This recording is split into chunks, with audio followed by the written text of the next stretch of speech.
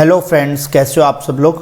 I hope आपकी preparation अच्छी चल रही होगी। देखो आपको एक चीज़ बता देता हूँ, ये सबके साथ हुआ होगा आरआरबी के टाइम पे, जब आरआरबी क्लर्क और पीओ जब इनके मेंस के एग्ज़ाम्स थे, जो एग्ज़ाम्स दे के आए थे, ठीक है, उनको अच्छे से पता होगा कि आपकी जो स्पीड है, इनफैक्ट आईबीपीएस क्लर्क का भी एग्ज़ाम दिया होगा, ठीक है, उनकी स्पीड आईबीपीएस पीओ से मॉक में स्पीड कम हो गई थी, ठीक है। उसका रीज़न ये था, अपन ने सबने मेंस के मॉक एक साथ देते रहे, जिसकी वजह से अपना सारा का सारा शेड्यूल बिगड़ गया और यहाँ पे स्पीड कम हो गई थी। सबके साथ हुआ था, ये मेरे साथ भी हुआ था, ऐसा नहीं है कि अलग से मैं कुछ अलग से हूँ। तो अब देखो यहाँ पे भी सेम यही सिचुएशन आने वाली है। सिचुएशन थोड़ा बता देता हूँ कि फॉर एग्जांपल 10 से 15 नवंबर के बीच में इनका एग्ज़ाम होगा एसबीआई क्लर्क का, ठीक है। और सेम इसका एग्ज़ाम जो एक्सपेक्टेड बता रहे हैं 26 नवंबर। तो पहले एग्ज़ाम किसका आएगा? इसका, बट रिजल्ट किसका आएगा? इसका। मतलब कि आईबीपीएस पीओ का रिजल्ट पहले आ जाएगा, ठीक है, बट प्रीलिम्स का जो एग्ज़ाम होगा वो इसका होगा, ठीक है, एसबीआई क्लर्क का। तो अब आपको दोनों चीज़ें एडजस्ट करनी है एक ही टाइम पे। तो मैं आपको थोड़ा सा शेड्यूल बता देता हूँ, ठीक है, तो आप वैसे एडजस्ट करने की ट्राई कर लेना और ऊपर नीचे आप कर लेना। तो मैं अभी एक्सप्लेन करूँगा वो आपको बता देता हूँ कि कैसे आप एडजस्ट कर सकते हो इस चीज़ को, जिससे आपको फ़ायदा मिलेगा, ठीक है। स्टार्ट करते हैं। स्टार्ट करने से पहले आपको एक चीज़ बता देता हूँ कि ये टेक्स्ट बुक के ऊपर सेल आ रखी है दिवाली वाली, ठीक है, जिसके अंदर आपको 299 का मिलने वाला था पास, वो अब आपको 270 में मिलेगा और ऑफ हो गया। वो ऑफ कैसे मिलेगा आपको? जीकेबी कोड यूज़ करने से। तो मैं डिस्क्रिप्शन में लिंक दे दूंगा, तो आप वहाँ से परचेज कर सकते हो। आपने अभी देखा भी होगा कि जो इसका इंग्लिश था सेम आईबीपीएस पीओ का ऑलमोस्ट सेम इसके जैसे ही आया था, और ये सेल है 19 से 24 अक्टूबर तक, ठीक है। सबसे लोएस्ट प्राइस पे मिल रहा है अभी, तो आपको परचेज करना हो तो कर लेना, ठीक है।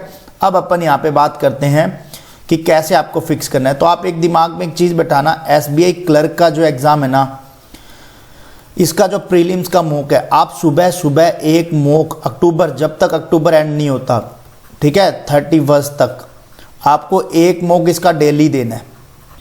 और सुबह सुबह उठते ही स्टार्ट कर देना पहला मॉक। जैसे सुबह उठने का मतलब जब भी आप स्टडी स्टार्ट करो, ठीक है, न्यूज़पेपर भी बाद में पढ़ना, पहले ये मॉक मतलब 7 बजे से लेके 9:30 बजे तक इसका करो, जिसके अंदर आपने क्या एनालिसिस भी करना है, प्लस आपको कुछ एक्स्ट्रा पढ़ना हो, जैसे मैथ का पढ़ना हो या रीजनिंग का पढ़ना हो या इंग्लिश का, मैथ रीजनिंग इंग्लिश, तो इसको एक स्लॉट के रूप में लो और इसको 7 से 9:30 में कंप्लीट कर देना, ठीक है।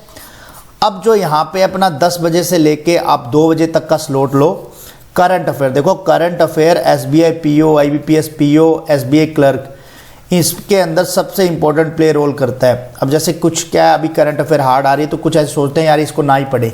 यदि नहीं पढ़ोगे तो आप, एक नॉर्मल सी बात है, आपका कट ऑफ ही क्लियर नहीं होगा, ठीक है। इसके लिए तो आपको पढ़ना ही पड़ेगा। आप जैसे कुछ सोचे 3 मंथ का पढ़ के सिर्फ कट ऑफ जितना 10-12 मार्क्स, आजकल नहीं आते इतने 10-12, बहुत मुश्किल हो चुका है। आपको 6 मंथ का पढ़ना ही पड़ेगा, क्योंकि आपने तीनों पेपर देख लिए, आरआरबी के दोनों और आईबीपीएस क्लर्क का, ठीक है। आजकल इतना लेटेस्ट नहीं पूछ रहे हैं, तो बाकी मैंने इसके ऊपर पूरा वीडियो डिटेल में बना दिया है कि आपको कैसे कैसे पढ़ना है, वो आप पढ़ लेना। करंट अफेयर का वीडियो देख लेना, ठीक है, मैंने वो भी बता दिया है। और आईबीपीएस पीओ मेंस की स्ट्रैटेजी भी बता दी है, तो जिन्होंने नहीं देखी हो वो भी देख लेना। रिसेंट वीडियोस में मिलेंगे आपको आईबीपीएस पीओ की मेंस की स्ट्रैटेजीज। और अब तीसरी चीज़ जो मैं बताने वाला था वो ये, देखो यहाँ के स्लॉट में अब आप यहाँ से 4 बजे से लेके और रात को 10 बजे तक या 11 बजे तक, चलो आप 11 बजे तक पढ़ लो, ठीक है, लास्ट 11 तक पढ़ लो 4 बजे से, जिसके बीच में आप अपना डिनर का टाइम निकाल देना, ठीक है। तो यहाँ पे आप डिनर का टाइम आप चलो 1 घंटा निकाल भी लेते हो तो भी आपके पास में कितने घंटे बच गए? ऑलमोस्ट 6 आवर्स है। 6 आवर्स यदि आप करंट अफेयर को छोड़ के 6 आवर्स दे रहे हो तो बहुत ज़्यादा है, जिसके अंदर आपको क्या है, एक मॉक लगाना है, मॉक में आपको 2 डीआई करनी है, मैंने वो बता रखा है। ये पूरी मेंस की स्ट्रैटेजी जो मैंने बता रखी है, आप उसके अकॉर्डिंग इसको फॉलो कर सकते हो, ठीक है। मेंस का मॉक मत रोकना आप। यदि आपने मॉक यदि कम रखे, मॉक देखो, मॉक कंप्लीट करने से आपको पता है क्या होता है, जैसे देखो आपने पूरे दिन में 2 डीआई करी, एग्जाम में अभी 30 से 35 दिन है, यदि आपने 35 दिन तक 2 डीआई करते गए तो 70 डीआई हो जाएगी। यदि यही इसी को 3 डीआई में कन्वर्ट कर लिया तो 105 डीआई हो जाएगी, ठीक है। सेम ऐसे यदि 3 पजल बनाते हो तो 105 न्यू पजल सीख जाओगे, ठीक है, यदि 2 पजल बनाते हो तो ये सब आपके ऊपर डिपेंड है कि आप कितना डिवोटेड हो इस चीज़ के लिए, ये आपके ऊपर है सब कुछ। इंग्लिश के लिए आप सेक्शनल मॉक दे सकते हो, ठीक है, और मेंस के लिए अच्छे से आप प्रिपरेशन कर सकते हो। ये अब जैसे कुछ क्या है, इस टाइम पे वीडियोस देखेंगे, देखो यार वीडियोस कैसे, वीडियोस का मतलब जैसे मैथ की DI की वीडियो देखने लग गई यार, ये टाइम होता है जनवरी से जून तक का, जब आप प्रिपरेशन करते हो ना जनवरी से जून तक ये टाइम में आप देखो, तब तक एग्ज़ाम नहीं होते हैं, तब आप अपने क्लियर कर सकते हो।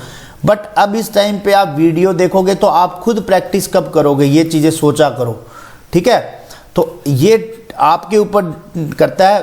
देखो वीडियो देखने में ऐसे कोई दिक्कत नहीं है, देख सकते हो। जैसे आपको कोई कॉन्सेप्ट क्लियर नहीं है तो आप उसके लिए वहाँ पे कॉन्सेप्ट क्लियर करने के लिए ये सब चीज़ें देख सकते हो। बट फुली डिवोटेड मत हो जाना वीडियो के लिए कि हाँ यार मैं तो बस इसी के भरोसे हूँ, मैं खुद से कुछ नहीं करूँगा। जब तक आप खुद से ट्राई नहीं करोगे तो आपका पेपर में हर चीज़ में तकलीफ आएगी, दिक्कत आएगी। आपका कोई भी सब्जेक्ट है, आपको उसको अच्छे से टाइम देना। जैसे देखो एक चीज़ और बताता हूँ, चलो अपन 6 आवर की स्टडी मानते हैं मेंस की, आप उसके अंदर मैथ रीजनिंग कर रहे हो, ठीक है, आपसे नहीं हो रहा कि यार इंग्लिश के लिए अलग से नहीं मिल रहा, तो आप नेक्स्ट डे पैरेलल में चला लो इंग्लिश, ठीक है, आप नेक्स्ट डे कर लो इंग्लिश को। ज़रूरी नहीं है कि उसी दिन करना है, अगले दिन क्या करो, रीजनिंग इंग्लिश कर लो, फिर नेक्स्ट डे करो तो मैथ इंग्लिश कर लो, ठीक है। उससे क्या है, जैसे मैथ रीजनिंग कर लो, एक दिन इंग्लिश चला लो, साथ में मैथ इंग्लिश चला लो, ऐसे भी करके कर सकते हो। ये आपको एडजस्ट करना है, ठीक है। तो बाकी यदि आपको कोई, देखो एक चीज़ बता देता हूँ, SBI क्लर्क का मॉक आप लास्ट मतलब कि नीचे वाले स्लॉट में मत देना। नीचे का मतलब रात वाले स्लॉट में या शाम वाले में। तब तक क्या होता है कि अपन यदि मेंस का एक बार पढ़ लेते हैं ना तो अपने एग्जॉस्ट हो जाते हैं पूरे अच्छी तरह से, ठीक है। तो इस चीज़ को आप ऊपर रखना। करंट अफेयर के ऊपर आप कुछ भी कर सकते हो। जैसे करंट अफेयर को कुछ को शाम को पढ़ने की आदत है, जैसे मैं रात को करंट अफेयर पढ़ता हूँ, ठीक है। तो करंट अफेयर का टाइम मेरा 7 से 11 का है रात को, तो ये मेरा फिक्स टाइम है। उसके बीच में अब देखो सुबह SBI क्लर्क हो जाएगा, ठीक है। मैंने तो नाबार्ड का भी भर रखा है, तो अभी एक बार मैं नाबार्ड का ही देने वाला हूँ, SBI का नहीं दूंगा, क्योंकि इसका पेपर शायद 6 नवंबर को बता रहे हैं।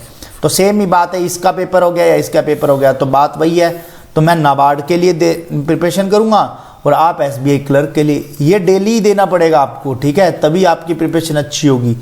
ये आपको ये पहला ये काम करना है। देन उसके बाद में यदि आप मेंस का डायरेक्ट मेंस की प्रिपरेशन करना चाहते हो तो आप मेंस की कर लो। देखो कुछ अपने हिसाब से एडजस्ट करो कि यार मेरा इंग्लिश वीक है तो मुझे इसको ज़्यादा टाइम देना है, मैथ वीक है तो इसको ज़्यादा टाइम देना है, रीजनिंग वीक है तो इसको, ये आप खुद के ऊपर डिसाइड किया करो। और कितना कितना टाइम देना है ये खुद से एडजस्ट करके उतना, जैसे 12 आवर्स तो देखो आज के टाइम में कम पड़ रहा है, पढ़ने पे भी आप देखोगे ना, जैसे इन पे भी यदि आपने 4 घंटे दे दिए, करंट अफेयर 4 घंटे दे दिए, 8 घंटे, तो यहाँ कुछ भी नहीं बचता, 4 घंटे भी नहीं बचते। फिर आप यहाँ से रिड्यूस करते हो तो वो आपका वीक हो जाएगा, ठीक है। तो ये बाकी जो आप अपने हिसाब से एडजस्ट कर लेना। बाकी अपना टेलीग्राम ग्रुप ज्वाइन कर लेना, वहाँ पे अपन डिस्कशन वगैरह, लाइव चैट वगैरह सब कुछ करते रहते हैं। इंस्टाग्राम पे भी आप करंट अफेयर के लिए फॉलो कर सकते हो, नीचे मैं डिस्क्रिप्शन में इनका लिंक दे दूँगा, ठीक है। मिलते हैं नेक्स्ट वीडियो में, बाय बाय।